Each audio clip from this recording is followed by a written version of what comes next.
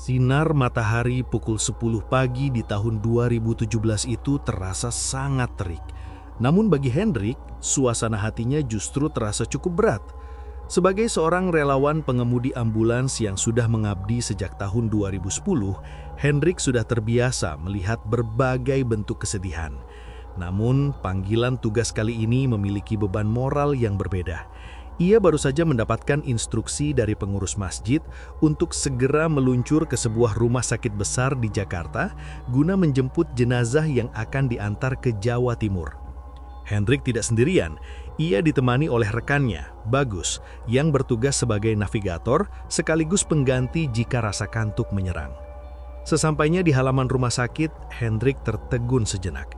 Biasanya ia hanya membawa satu keranda, namun hari ini ia mendapati dua peti jenazah yang sudah disiapkan di ruang pemulasaraan. Isak tangis keluarga pecah memenuhi lorong rumah sakit. Hendrik baru mengetahui bahwa yang meninggal adalah seorang ibu muda dan bayi yang baru saja ia lahirkan. Sang ibu menghembuskan nafas terakhirnya tepat setelah berjuang membawa sang buah hati ke dunia. Namun takdir berkata lain, bayi mungil itu pun menyusul ibundanya hanya dalam waktu singkat. Duka ganda, bisik Bagus sambil membantu Hendrik mengatur posisi keranda agar muat di dalam kabin ambulans yang terbatas. Proses pengurusan administrasi memakan waktu cukup lama. Sembari menunggu, Hendrik memeriksa kondisi mesin dan sirine mobilnya. Ada rasa haru yang mengelubub saat ia melihat anggota keluarga yang berjumlah 5 orang naik ke dalam ambulans dengan mata sembab. Mereka duduk berdesakan di kursi samping, menjaga dua keranda yang kini menjadi pusat gravitasi kesedihan di dalam kendaraan itu. Tepat pukul 11.30 siang, mesin ambulans dinyalakan. Suara sirine yang meraung memecah hiruk-pikuk Jakarta, seolah meminta jalan bagi sang ibu dan anak untuk pulang ke peristirahatan terakhir mereka. Hendrik mencengkeram kemudi dengan erat, membelah kemacetan jalan tol dalam kota dengan hati yang sangat hati-hati.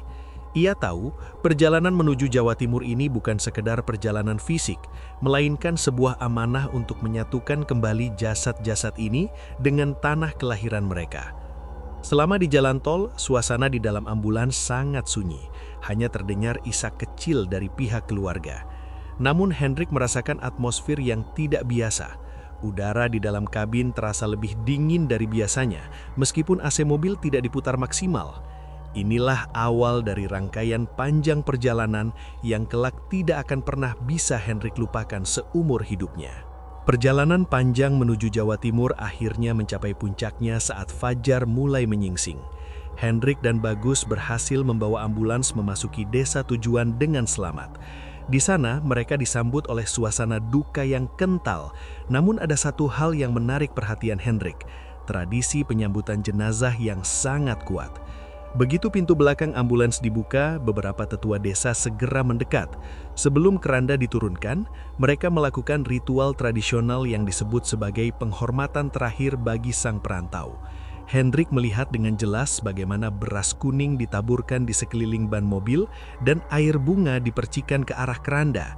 Ritual ini dipercaya untuk mendinginkan perjalanan jenazah dan melepaskan segala keterikatan duniawi agar perjalanan menuju alam baka menjadi lancar.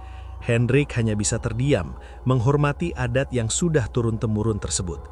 Setelah prosesi pemakaman selesai dan pihak keluarga memberikan ucapan terima kasih yang mendalam, Hendrik dan Bagus memutuskan untuk segera kembali ke Jakarta. Perjalanan pulang terasa sangat lancar, seolah-olah beban berat yang sebelumnya ada di dalam mobil telah menguap bersama hilangnya duka keluarga tersebut. Mereka sampai di pangkalan ambulans di Jakarta tepat pukul 9 malam. Hendrik memarkirkan mobilnya di dalam garasi masjid yang agak gelap. Setelah memastikan semua mesin mati dan pintu terkunci, ia dan Bagus berpamitan untuk pulang ke rumah masing-masing. Namun keesokan harinya, sebuah kabar menggemparkan warga sekitar pangkalan. Seorang penjaga malam dan beberapa jemaah yang baru saja selesai sholat Isya mengaku melihat pemandangan yang membuat bulu kuduk berdiri.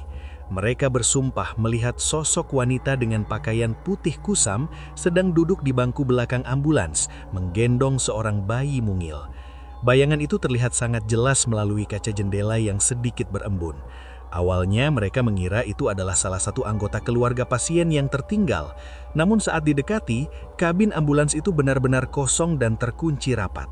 Kehebohan ini tidak berhenti dalam satu malam. Selama hampir 2 bulan penuh, cerita tentang penampakan ibu dan anak di garasi ambulans itu menjadi buah bibir warga. Hendrik yang sebenarnya tidak melihat langsung penampakan tersebut, mulai merasakan suasana yang berbeda setiap kali ia harus mengambil mobil di malam hari. Ada aroma melati yang tipis dan hawa dingin yang menusuk, seolah-olah sang ibu dan bayinya masih merasa nyaman berada di dalam kendaraan yang telah mengantar mereka pulang untuk terakhir kalinya. Hendrik hanya bisa berdoa, berharap jiwa-jiwa itu telah menemukan kedamaian yang abadi. Beberapa minggu setelah kejadian misterius di garasi, Hendrik kembali mendapatkan panggilan tugas. Kali ini, ia harus mengantar jenazah seorang pria berusia sekitar 35 tahun yang meninggal di perantauan. Pria ini dikabarkan bekerja keras di Jakarta sendirian dan mengabaikan kesehatannya hingga akhirnya menghembuskan napas terakhir di kontrakan sempitnya. Karena tidak ada kerabat dekat di ibu kota, Hendrik dan Bagus berangkat hanya berdua dengan jenazah di belakang tanpa ada satupun anggota keluarga yang mendampingi. Perjalanan dimulai pada pukul 14 siang. Suasana kabin terasa jauh lebih sunyi dari biasanya. Hanya ada suara deru mesin dan gesekan ban dengan aspal jalan tol. Hendrik fokus pada kemudi, sementara Bagus sesekali mengecek navigasi di ponselnya. Namun ketika jarum jam menunjukkan pukul 16 siang dan posisi mobil tepat berada di KM 67 Jalan Tol Jakarta Cikampek, sebuah kejadian yang tak masuk akal terjadi. Saat itu jalanan sedang cukup lengang. Tiba-tiba, Hendrik merasakan sebuah tekanan lembut namun nyata di bahu kanannya. Rasanya seperti ada tangan seseorang yang menyentuh atau menepuk bahunya dengan pelan, seolah ingin memberitahu sesuatu. Hendrik terkesiap, badannya menegang sesaat. Ia segera melirik ke arah Bagus yang duduk di samping kirinya. Bagus tampak sedang asik menatap ke depan, kedua tangannya berada di atas pangkuan jauh dari jangkauan bahu Hendrik. Hendrik kemudian melirik ke arah kaca spion tengah yang mengarah ke kabin belakang. Di sana, keranda jenazah tetap diam membeku di tempatnya. Tidak ada siapa-siapa lagi di dalam ambulans itu selain mereka berdua. Bulu kuduk Hendrik meremang hebat. Rasa dingin yang aneh menjalar dari titik sentuhan di bahunya ke seluruh punggung. "Gus, lu tadi nyentuh bahu gua nggak?"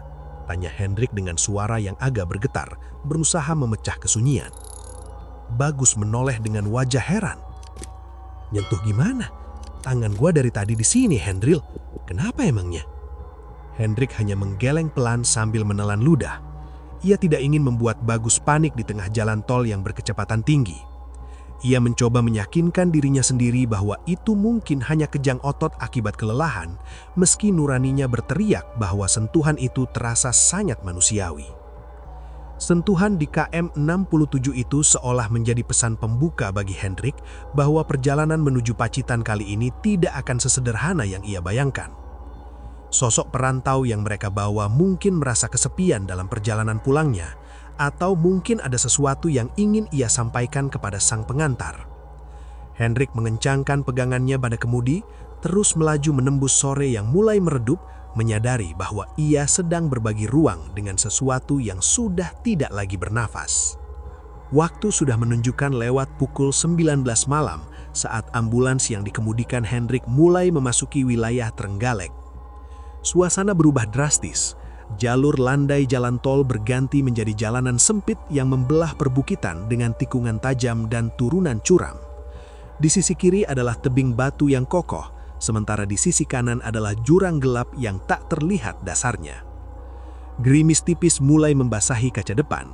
Saat Hendrik sedang berkonsentrasi penuh pada setiap belokan, cahaya lampu depan ambulans mencakap sosok seorang kakek tua yang berdiri sendirian di pinggir jalan yang sepi. Kakek itu memegang sebuah senter kecil. Saat ambulans melintas, kakek tersebut mengedipkan senternya 2 kali, sebuah isyarat yang tidak dimengerti Hendrik saat itu. "Gus, lihat kakek itu. Ngapain malam-malam begini di tengah hutan?" tanya Hendrik heran. Bagus hanya bergumam tidak jelas, matanya mulai sayu karena kantuk. Namun hanya berselang beberapa detik setelah melewati kakek itu, Hendrik merasakan sesuatu yang mengerikan. Saat ia menginjak pedal rem untuk menghadapi turunan tajam di depan, pedal tersebut terasa kosong, amblas hingga menyentuh lantai mobil. "Gus, bangun Gus, remnya blong!" teriak Hendrik panik. Jantung Hendrik berdegup kencang. Ambulans mulai meluncur liar di turunan, menambah kecepatan karena beban berat keranda di belakang. Di dalam kegelapan, Hendrik berusaha sekuat tenaga memompa pedal rem, kocok, kocok, kocok, sambil merapalkan doa-doa pelindung. Ia bisa merasakan keringat dingin mengucur deras di dahinya. Di depan, sebuah tikungan tajam menuju jurang sudah menanti. Ajaibnya, tepat sebelum mobil itu meluncur tak terkendali, tekanan rem kembali terasa. Hendrik segera menginjaknya dalam-dalam hingga ban mobil menciit dan berhenti tepat beberapa meter dari tepi jalan. Suasana seketika hening, hanya terdengar napas mereka yang terengah-engah. Hendrik segera turun untuk memeriksa ban dan sistem pengereman, namun anehnya, semuanya tampak normal. Tidak ada kebocoran oli rem, tidak ada bau hangus. Saat ia menoleh ke belakang, kakek dengan senter tadi sudah hilang, padahal jalanan itu lurus dan tidak ada tempat untuk bersembunyi. Ketakutan belum berakhir. Sekitar 2 kilometer kemudian, saat mereka sudah hampir sampai di wilayah pemukiman, rem tersebut kembali blong kedua kalinya. Hendrik kembali melakukan teknik kocok rem dengan sisa tenaga yang ada, hingga akhirnya ambulans benar-benar sampai di depan rumah duka dengan kondisi rem yang mendadak normal kembali. Keanehan mencapai puncaknya saat pihak keluarga meminta Hendrik membantu mengantar jenazah hingga ke liang lahat karena lokasi pemakaman yang berada di atas bukit dan sulit dijangkau. Saat melewati jalan setapak yang sangat sempit dan menanjak, mobil kembali kehilangan tenaga. Kali ini, saat mobil mulai mundur karena tanjakan yang ekstrim, rem kembali blong total. Hendrik terpaksa menyerempetkan sisi mobil ke dinding tebing untuk menahan laju mundur, sementara beberapa warga yang ikut mengantar berlari menahan ban mobil dengan balok kayu. "Maaf Pak, saya hanya bisa antar sampai sini. Rem saya bermasalah," ujar Hendrik dengan wajah pucat. Namun anehnya, setelah keranda diturunkan dan jenazah dibawa oleh warga, Hendrik mencoba menginjak rem dan pedal itu terasa sangat padat dan berfungsi sempurna, seolah-olah tidak pernah terjadi masalah apapun. Hendrik sadar, ada kekuatan lain yang sedang bermain di jalur Trenggalek malam itu. Setelah melewati ketegangan yang menguras emosi di Trenggalek dan Pacitan, Hendrik dan Bagus memutuskan untuk segera kembali ke Jakarta. Tubuh mereka sudah sangat lelah, namun adrenalin masih menyisakan sedikit energi. Sekitar pukul 1 dini hari, mereka memutuskan untuk menepi di sebuah rest area di daerah Batang untuk mengisi perut dan meregangkan otot yang kaku. Suasana area peristirahatan itu sangat sunyi. Hanya ada beberapa truk besar yang terparkir jauh di sudut, sementara lampu-lampu jalan berpijar kekuningan dalam kabut tipis. Mereka melangkah masuk ke sebuah rumah makan yang masih buka. Di dalamnya hanya ada mereka berdua sebagai pelanggan, ditemani oleh seorang pelayan wanita yang tampak sibuk mengelap meja di kejauhan. Hendrik dan Bagus duduk berhadapan. Mereka makan dengan lahap tanpa banyak bicara, saking lelahnya. Namun Hendrik merasa ada sesuatu yang aneh. Sejak mereka duduk, pelayan wanita itu sesekali melirik ke arah meja mereka dengan tatapan yang sulit diartikan, antara bingung dan sungkan. Setelah selesai makan, Hendrik berdiri menuju meja kasir untuk membayar. "Semuanya jadi berapa, Mbak?" tanya Hendrik sambil mengeluarkan dompet. Pelayan itu menatap Hendrik, lalu melirik sejenak ke arah meja tempat mereka makan tadi dan kembali menatap Hendrik dengan ragu. "Maaf, Mas, mau dibayar sekalian untuk ketiganya?" Hendrik mengerutkan kening. "Ketiga? Kami cuma berdua, Mbak. Saya sama teman saya yang pakai jaket hitam itu," jawab Hendrik sambil menunjuk ke arah Bagus yang masih duduk. Wajah pelayan itu mendadak pucat. Ia menelan ludah dengan susah payah. "Loh, tapi tadi pas Mas masuk, saya lihat ada satu orang lagi yang ikut duduk di sebelah Mas. Pakai baju kemeja flanel yang agak kotor dan mukanya pucat banget. Dia cuma diam saja. Tapi saya pikir dia teman Mas juga karena duduknya rapat sekali. Dek. Jantung Hendrik seolah berhenti berdetak sesaat. Ia teringat jenazah perantau yang baru saja ia antar. Pria itu memang mengenakan kemeja flanel saat ditemukan meninggal. Hendrik mencoba tetap tenang, meski tangannya mulai gemetar saat menerima uang kembalian. Ia segera menghampiri Bagus. "Gus, ayo jalan sekarang. Bayar aja udah," bisik Hendrik ketus. Bagus yang menyadari perubahan raut wajah Hendrik tidak banyak tanya. Ia melihat dahi Hendrik yang mengkerut dan langkahnya yang terburu-buru. Begitu mereka kembali ke dalam kabit ambulans dan mesin menyala, Hendrik baru menceritakan apa yang dikatakan pelayan tadi. Bagus terdiam 1000 bahasa. Ia kemudian teringat sesuatu. Pantesan Hendrilah, pas kita makan tadi, di spion tengah gua ngerasa kayak ada bayangan orang di kursi belakang mobil kita yang lewat di kaca rumah makan. Gua pikir itu cuma pantulan lampu. Sepanjang jalan dari Batang menuju Cirebon, perdebatan kecil terjadi di antara mereka. Bagus merasa sang perantau belum benar-benar pulang, sementara Hendrik berusaha menepis pikiran itu agar bisa fokus menyetir. Namun ketenangan mereka kembali terusik saat memasuki KM 150. Dari sudut mata, Hendrik melihat sesosok bayangan putih melintas cepat menyeberang jalan tol dari tengah menuju pinggir. Tak berselang lama, di KM 100, sosok yang sama kembali muncul. Kali ini menyeberang dari pinggir ke arah tengah, seolah sedang mempermainkan kewarasan mereka di tengah malam yang buta. Belum sempat Hendrik melepaskan lelah dari perjalanan sebelumnya, sebuah tugas baru kembali memanggil. Kali ini ia harus mengantar seorang pria paruh baya yang meninggal karena sakit jantung menuju Cilacap. Perjalanan dimulai pukul 17.30 sore. Hendrik kembali ditemani oleh Bagus, dan kali ini ada satu orang anggota keluarga jenazah yang ikut menumpang di belakang, duduk tepat di samping keranda. Setelah sampai di rumah duka di Cilacap sekitar pukul 23 malam, Hendrik berniat langsung kembali ke Jakarta karena ada urusan penting keesokan paginya. Karena tidak tahu jalan pintas menuju tol, Bagus menyalakan aplikasi peta digital di ponselnya. Aplikasi itu menyarankan sebuah rute yang diklaim sebagai jalur tercepat menuju gerbang tol terdekat. Belok kanan, 200 meter lagi. Suara datar dari aplikasi itu mengarahkan mereka masuk ke sebuah perkampungan sunyi di perbatasan Ciamis. Saat melewati sebuah gapura, Hendrik melihat sekitar 10 orang pria sedang duduk berkumpul di pos ronda. Anehnya, semuanya berhenti beraktivitas dan hanya menatap ambulans itu dengan pandangan kosong yang sangat dingin. Tidak ada lambaian tangan atau teguran, hanya tatapan tajam yang seolah berkata, "Kalian sedang menuju tempat yang salah." Begitu melewati perkampungan, aspal yang mulus mendadak berganti menjadi jalanan berbatu yang terjal. Hendrik menyadari mereka telah masuk ke dalam hutan lebat. Pohon-pohon raksasa dengan dahan yang menjuntai rendah menutupi pandangan.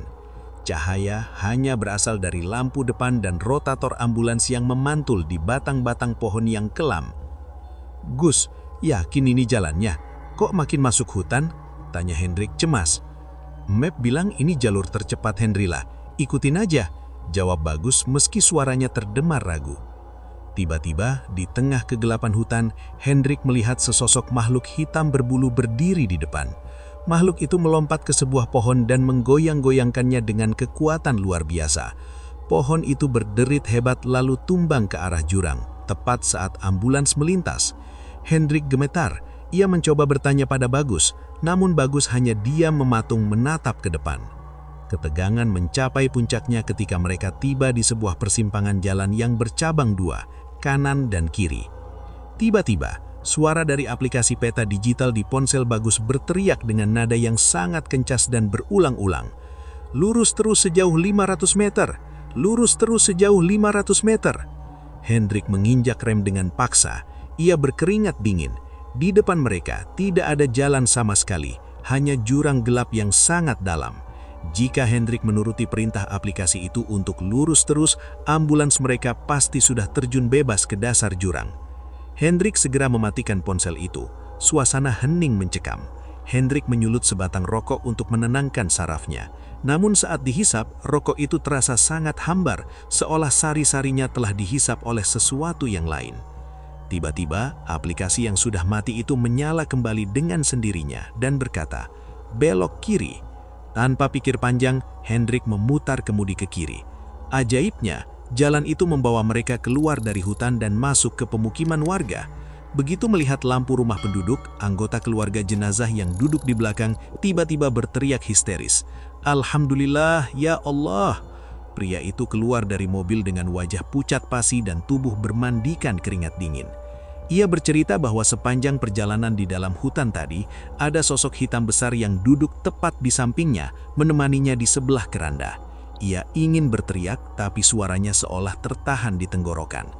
Hendrik dan Bagus hanya bisa saling pandang, menyadari bahwa mereka baru saja lolos dari jebakan maut penghuni hutan yang mencoba menyesatkan mereka selamanya.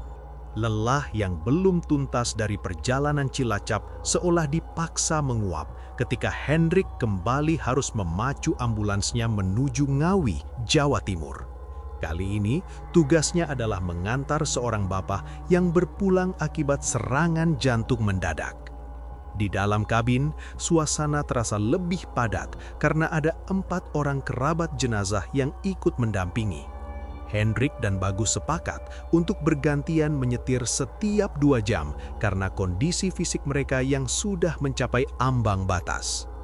Sekitar pukul 2 dini hari, saat Hendrik memegang kemudi di jalur tol arah Semarang, ia merasakan suasana yang sangat berat. Bagus sudah tertidur pulas di sampingnya. Hendrik sesekali melirik ke arah spion kanan untuk memastikan jalanan aman. Namun, jantungnya nyaris copot saat melihat sesuatu yang tak seharusnya ada di sana.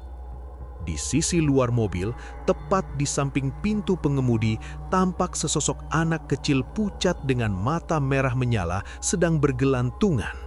Makhluk itu memamerkan giginya yang bertaring tajam sambil terus menatap Hendrik yang sedang memacu mobil dalam kecepatan tinggi. Hendrik mengucek matanya, mengira itu hanya halusinasi akibat kantuk. Namun, sosok itu justru merayap semakin dekat ke kaca jendela. Hendrik berusaha tetap tenang dan fokus ke arah jalan. Tepat di kilometer 393, lampu depan ambulans menangkap bayangan gundukan aspal yang cukup tinggi di tengah jalur kanan. Secara logika, jika sebuah mobil menghantam gundukan setinggi itu, bagian depanlah yang akan merasakan guncangan hebat terlebih dahulu. Namun, yang terjadi justru di luar nalar. Bagian depan mobil melewati gundukan itu dengan mulus tanpa getaran sedikit pun. Tapi sedetik kemudian, bagian belakang ambulans terangkat hebat seolah dihantam benda keras dari bawah. Duar! Suara ledakan ban pecah menggelegar di tengah malam. Mobil hilang kendali, membanting ke kanan dan ke kiri secara liar. Penumpang di belakang berteriak histeris karena keranda jenazah sampai terlempar dari dudukannya akibat guncangan tersebut. "Gus, bangun! Ban kita meledak!" teriak Hendrik sambil berjuang menstabilkan kemudi hingga akhirnya berhasil menepi di bahu jalan. Bagus terbangun dengan wajah panik. "Lu ngantuk ya, Henry? Kok bisa sampai begini?" "Gua nggak ngantuk, Gus. Tadi ada gundukan aspal dan ada sesuatu yang nempel di pintu gua," balas Hendrik dengan napas memburu.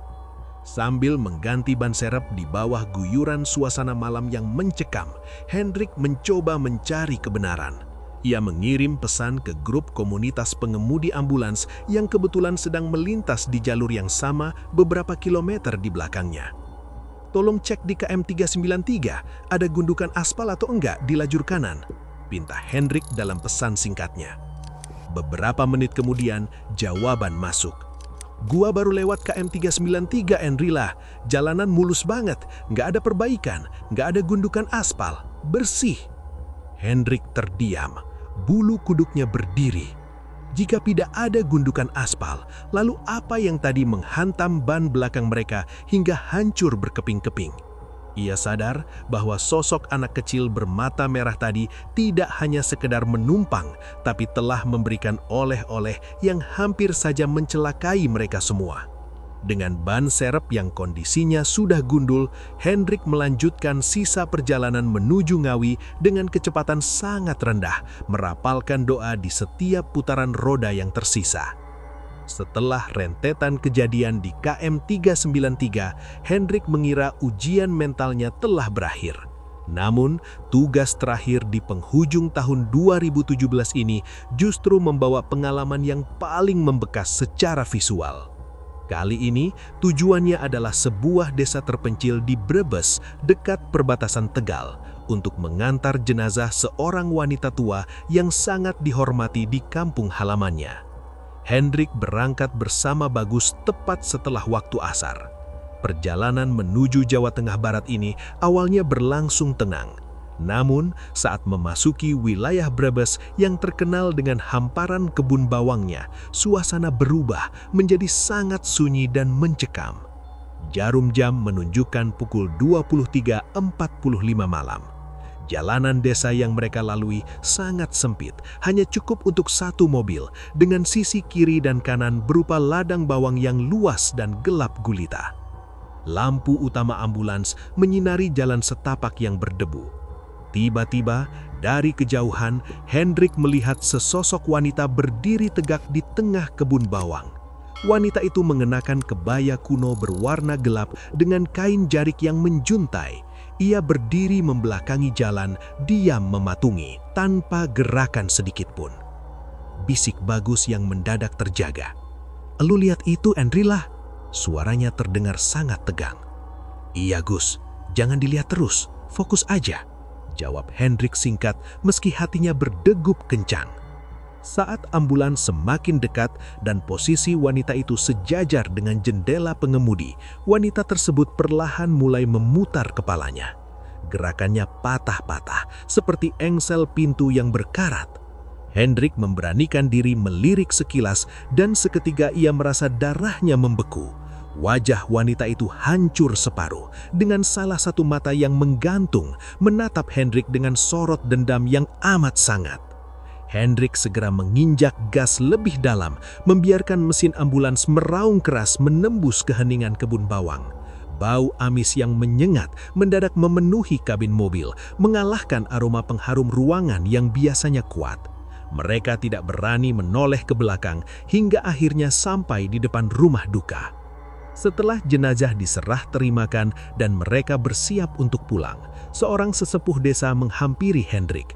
Ia menepuk pundak Hendrik sambil berkata dengan suara berat, "Hati-hati di jalan, Mas.